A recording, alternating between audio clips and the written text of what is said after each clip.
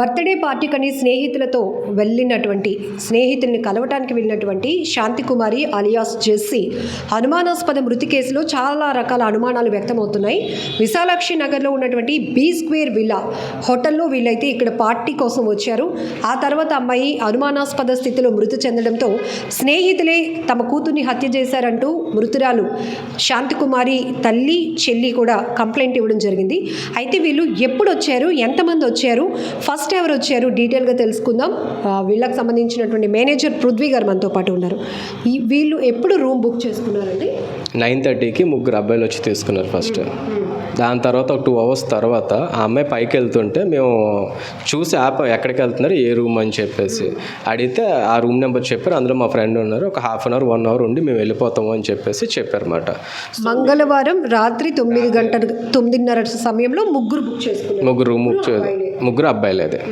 తర్వాత ఈ అమ్మాయిలు అలాగే అలౌ చేయమని చెప్తే అందులో తెలిసిన అబ్బాయికి ఎందుకు వచ్చి మొత్తం ఆర్గ్యుమెంట్ చేశారు. సో ఎప్పుడైతే ఆర్గ్యుమెంట్ చేసినా ఏది చేసినా మీ ముగ్గురు అబ్బాయిలను ఒక అమ్మాయిని అలౌమెంట్ అన్నది మేము చెయ్యము అని చెప్పేసి చెప్పామన్నమాట. చెప్తే ఆ అమ్మాయి ఏంటంటే అలా కాదు, సరే అయితే ఇక నా ఐడి కార్డు ఆధార్ ప్రూఫ్ చూసుకొని నాకు ఇంకొక రూమ్ అలాట్ చేయండి అని చెప్పేసి అన్నమాట. సో ఏదంటే ఐడి కార్డు ఏజ్ అన్ని చెక్ చేసుకున్నాం, ఆ అమ్మాయికి అన్నది రూమ్ అలాట్మెంట్ చేసాం మేము. ఒక్కరితే కదా, అందులో ఎవరో తెలిసిన వాళ్ళు ఉన్నారట. సో అతనితో పాటు ఉంటాను అని చెప్పింది అన్నమాట. అది అందులో మిగిలిన పార్టీ చేసుకుంటారండి, మేము ఈ రూమ్లో ఉంటాం, ఇక నా ఐడి కార్డ్ అని చెప్పేసి రూమ్ తీసుకోవడం జరిగింది. అది సో 9:30 ముగ్గురు అబ్బాయిలు, 11:30 ఈ అమ్మాయి యాడ్ అయింది, మొత్తం నలుగురు. ఆ తర్వాత ఇంకెంతమంది యాడ్ అయ్యారు? తర్వాత ఒక మార్నింగ్ సీసీ ఫుటేజ్ డిపార్ట్మెంట్ అనేది ఏదైతే మనకి చేస్తున్నారో కేసెస్ మొత్తం అన్ని ఎవిడెన్సెస్ గ్యాదర్ చేసినప్పుడు ఏంటంటే మాకు అందులో ఇంకొక 2 అబ్బాయిలు ఇంకొక అమ్మాయి కూడా కనబడ్డారు అనమాట. సో వాళ్ళు ఏంటంటే బ్యాక్ సైడ్ గేట్ నుంచి లిఫ్ట్ ద్వారా పైకి వచ్చారు. అది మా ఎంట్రన్స్ నుంచి అయితే మేము అక్కడే ఉంటాం, వాళ్ళు అది వచ్చింది కూడా 2:32 తర్వాత. సో అప్పటికే మేము అన్ని చెక్ చేసుకొని పడుకుంటాం అన్నమాట అప్పటికే. సో మొత్తం 5 అబ్బాయిలు 2 అమ్మాయిలు. ఓకే, వీళ్ళందరూ కలిపి 2 రూములు. మాకు తెలిసి అఫీషియల్ అయితే మాత్రం 3 అబ్బాయిలకి 1 అమ్మాయికే. సో వీళ్ళు అన్నది ఏంటంటే ఇంకా అన్అఫీషియల్గా మీరు మార్నింగ్ కానిస్టేబుల్ వచ్చి సీసీ ఫుటేజ్ చెక్ చేసే వరకు ఈ మిగతా యాడ్ అయిన వాళ్ళ గురించి మీకు తెలియదు వరకు మాకు తెలియదు మాట. అదే ఇంకొక అమ్మాయి ఇంకొక 2 అబ్బాయిలు. ఓకే. సో ఇప్పుడు రూమ్ ఓపెన్ చేసి చూసేటప్పటికి బీర్ బాటిల్స్, సిగరెట్ ప్యాకెట్లు చిందరవందరగా పడి ఉంది. వీళ్ళు రూమ్ తీసుకున్నప్పుడు మీకేం చెప్పారు? తీసుకున్నప్పుడు ఏంటంటే జస్ట్ 3 అబ్బాయిలు మ్యాచ్ చూసుకుంటాను, డ్రింకింగ్ చేసుకుంటుంటే అంతమందికి డ్రింకింగ్ అయితే మేము అలౌ చేయమని చెప్పాం. కాకపోతే ఇందులో ఒక అబ్బాయి తాగుతాడు, అందులో స్పెసిఫిక్ అబ్బాయి, ఆ అబ్బాయి తాగుతాడు, ఇంకెవరో తాగం అని చెప్పేసి అంటే బ్యాగ్ కూడా చెక్ చేస్తాం. 2 బీర్ బాటిల్స్ ఉన్నాయి. సో ఏదైతే మనకు ఇప్పుడు వీళ్ళందరూ బ్యాక్ సైడ్ నుంచి లిఫ్ట్ ద్వారా వెళ్ళారో దాని ద్వారా మిగిలినవన్నీ పట్టుకొని వెళ్ళారు. బయట నుంచి అయితే మేము అంత కేసెస్ అవి అయితే అలౌ చేయరు కదా, ఏ హోటల్లో అన్నది అలౌ చేయరు దానికైతే. సో లిఫ్ట్ ద్వారా వాటి ద్వారా మాత్రం పట్టుకొని వెళ్ళారు అన్నమాట అవి. సో సీసీ ఫుటేజ్లో మొత్తం 7 పొద్దున్న వెళ్ళడం, పొద్దున అంటే అమ్మాయి మీద 35కి అమ్మాయిని తీసుకెళ్ళడం అంతా సీసీ ఫుటేజ్లో ఉంది. ఎట్లా తీసుకెళ్తున్నారు అమ్మాయి? అప్పటికి కండిషన్ ఎలా ఉంది ఫుటేజ్లో ఏంటంటే ఒక అబ్బాయి అమ్మాయిని వెనకాల ఎక్కించుకొని తీసుకొని వెళ్తారు. అమ్మాయి స్పర్శలో ఉందా లేదా అన్నది కూడా మనకి సీసీ ఫుటేజ్. బండి పైన బయటకు అయితే మాత్రం ఆ అమ్మాయిని మోసుకొని వెళ్ళారు, అక్కడ నుంచి బైక్ పైన తీసుకెళ్లారు. అక్కడ అమ్మాయిని భుజం మీద మోసుకొని వెళ్ళారు బండి వరకు. సో ఆ ఫుటేజ్ అయితే మేము అక్కడ గ్యాదర్ చేస్తాం. అది ఆ వెనకాల ఒక అబ్బాయి ఒక అమ్మాయి కూడా ఉన్నారు. సో దానికి ముందు ఇంకొక 2 అబ్బాయిలు మరి వాళ్ళు వెళ్ళిపోయారు. వాళ్ళు ఎప్పుడు వెళ్ళారో ఏంటో తెలియదు అన్నమాట. మేము ఆ అమ్మాయిని తీసుకెళ్ళినప్పుడు మాత్రం 3 అబ్బాయిలు ఒక అమ్మాయి ఉన్నారు. రాత్రి వెళ్ళిపోయి ఉండొచ్చు. అది కూడా చెక్ చేశారు, అవన్నీ డేటా గ్యాదర్ చేసుకున్నారు. సో ఇప్పుడు ఈ వెళ్ళిపోయిన అబ్బాయిల్లోనూ మిగిలిన అబ్బాయిల్లోనూ ఈ అమ్మాయి ఉంటాను, అతను నా ఫ్రెండ్ అని చెప్పిన అబ్బాయి ఉండొచ్చు అంటారా? ఈ అమ్మాయిని మోసుకొని వెళ్తున్నప్పుడు అందులో మేబీ ఉండొచ్చు. ఆ అబ్బాయి స్పెట్స్ పెట్టుకుని ఉన్నారు. మరి ఆ సీసీ ఫుటేజ్ అంతా మనకు బ్యాక్ ఎండ్ కదా ఉంది, అది ఉండొచ్చు. అది అంటే ఇప్పుడు ఇంతమంది ఈ ఫ్రెండ్స్ పార్టీ జనరల్గా రూమ్ అంటే మీరు ఐడి ప్రూఫ్స్ ఆధారాలు ఇస్తే తీసుకొని అలౌ చేస్తాం అవన్నీ. ఎందుకంటే అది ఆధార్ కార్డ్స్ ఇచ్చినా సరే ఎందుకు మనం ఆపడానికి ఏమైతే లేదు. ఆధార్ కార్డ్స్ ఏజ్ అన్నీ చెక్ చేసుకొని మేమైతే ఇస్తాం. కానీ ఆ అబ్బాయికి అమ్మాయిలకి ఇలాగ అన్అఫీషియల్గా అయితే మేమైతే ఇవ్వమాట. అది అందుకని ఆ రోజు ఆ అమ్మాయిని ఆపడం జరిగింది. అందుకే ఇంకో రూమ్ తీసుకోవడం కూడా ఆర్గ్యుమెంట్ అయ్యాక ఇంకో రూమ్ తీసుకోవడం కూడా జరిగింది అన్నమాట. అదే జనరల్గా ఈ అమ్మాయి ఇంట్లో బర్త్డే పార్టీకి వెళ్తున్నాను ఫ్రెండ్స్తో అని చెప్పి, కానీ ఇక్కడ మాకు బర్త్డే పార్టీ కానీ అది కానీ ఏం చెప్పలేదు, అవేమీ లేవు. అండ్ కేక్ అది కూడా ఏమీ లేదు. అది కేవలం బీర్ బాటిల్, సిగరెట్స్ అంతే, ఇంకంతకుమించి ఇంకా లేదు.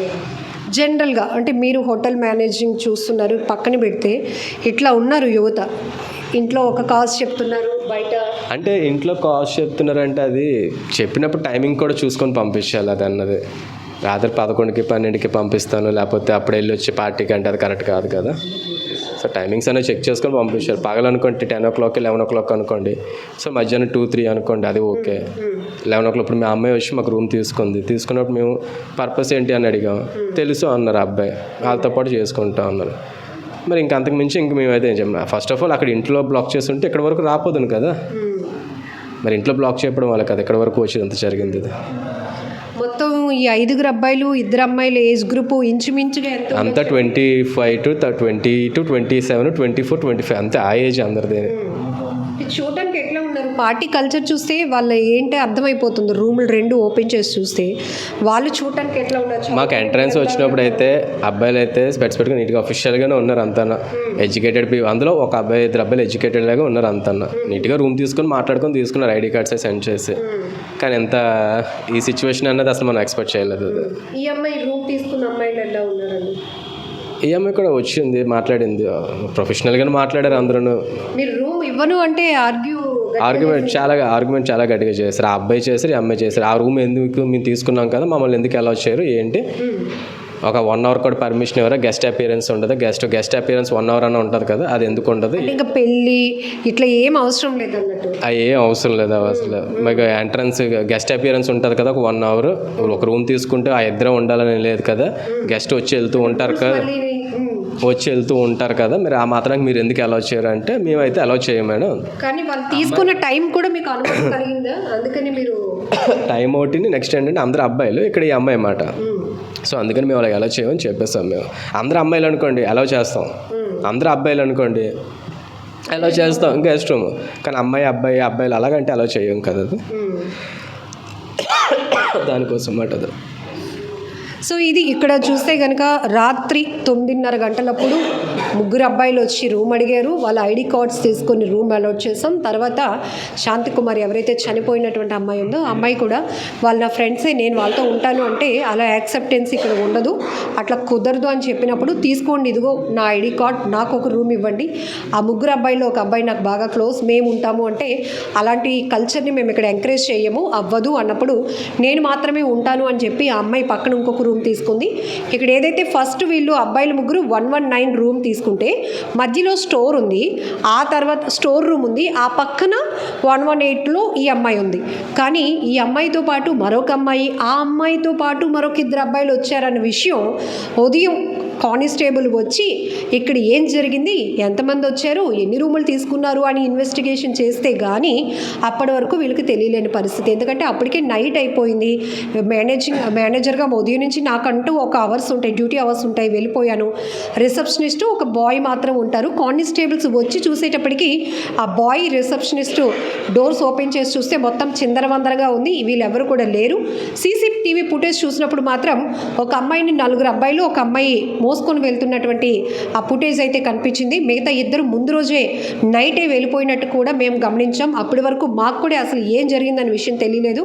ఏదో క్రికెట్ మ్యాచ్ చూసుకుంటూ చిన్న పార్టీ చేసుకుంటామంటే మేము దానికి ఓకే చెప్పాం తప్ప, వీళ్ళు కింద గ్రౌండ్ ఫ్లోర్లో లిఫ్ట్ ఉంటుంది, ఆ లిఫ్ట్ నుంచి నేరుగా 2nd ఫ్లోర్, ఇక్కడ మనం చూస్తే 2nd ఫ్లోర్లో వీళ్ళు తీసుకున్న రూములు ఉన్నాయి. కింద నుంచి నేరుగా వాళ్ళు కేసు అంటే ఈ బీర్ బాటిల్స్ కేస్ని, సిగరెట్ ప్యాకెట్స్ని తీసుకొని వెళ్ళి మిగతా వాళ్ళు కూడా ఎవరైతే యాడ్ అయిన పర్సన్స్ ఉన్నారో ఒక అమ్మాయి 2 అబ్బాయిలు వాళ్ళు కూడా నేరుగా మా కంట పడకుండా ఫ్రంట్ ఎంట్రన్స్ గేట్లో కాకుండా లిఫ్ట్ నుంచి నేరుగా 2nd ఫ్లోర్కి వెళ్ళి ఇంత చేశారు అని చెప్పేసి వీళ్ళు కూడా షాక్ అవుతున్నారు. ఏది ఏమైనప్పటికీ కూడా ఇప్పుడు ఈయన ఒక మాట చెప్పారు, ఇక్కడికి ఎన్ని గంటలకు వచ్చారు, ప్రూఫ్స్ ప్రొవైడ్ చేసి రూమ్లో అడిగితే మేము ఇచ్చామా అనేది పక్కన పెడితే రాత్రి 11-11:30 గంటలప్పుడు పార్టీ అని ఇంటి నుంచి ఎదుగొచ్చిన పిల్లలు బయటకు వెళ్తుంటే తల్లిదండ్రులు అక్కడే ఆపుంటే ఈరోజు అమ్మాయి ప్రాణాలతో బ్రతుకుండేది అనేది కూడా ఆయన చెప్తున్నటువంటి మాట. నిజమే కదా. సో మొన్న మౌనిక కేసు చూసాం, అందరూ కూడా ఒక అమ్మాయి అంత దారుణంగా హత్యకు గురైంది, ముక్కలైపోయింది అనేది పక్కన వదిలేసి ఒక అబ్బాయి పిలిస్తే, పెళ్ళైన వాడు పిలిస్తే ఇంటికి వెళ్ళిపోవడమేనా, వెళ్ళి ఇలా ప్రాణాల మీదకు తెచ్చుకుంది అనేటటువంటి వెర్షన్ రకరకాలుగా కామెంట్స్ రూపంలో చూసాం. ఇప్పుడు విశాఖలో మరొక దారుణ ఘటన. అనుమానాస్పద స్థితిలో మృతి చెందినటువంటి శాంతికుమారి అలియాస్ జెస్సీ కేసులో కూడా అదే జరిగింది.